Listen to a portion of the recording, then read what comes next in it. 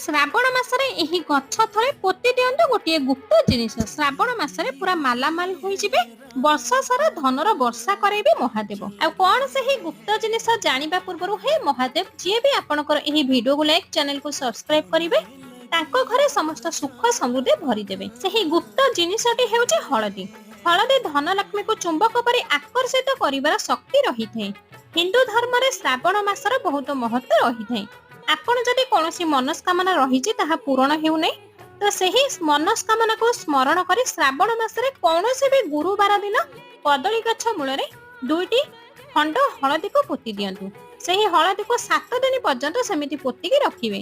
ତା ପରଦିନ ମାନେ 8 ଦିନ ଦିନ ଯେଉଁ ଗୁରୁବାର ପଡିବ, ଗୁରୁବାର ଦିନ ସନ୍ଧ୍ୟାରେ ସେହି ହଳଦୀ ଖଣ୍ଡକୁ କଦଳୀ ଗଛ ମୂଳରୁ କାଢି ଆଣି ଆପଣଙ୍କର ପୂଜା ଘରେ କିମ୍ବା ଆପଣଙ୍କର ଧନ ରଖୁଥିବା ଜାଗାରେ ରଖିଦେବେ। ଦେଖିବେ ଆପଣଙ୍କର ଯାହା ବି ମନସ୍କାମନା ଥିବ ତାହା ନିରନ୍ତର ଭାବରେ ଆପଣଙ୍କର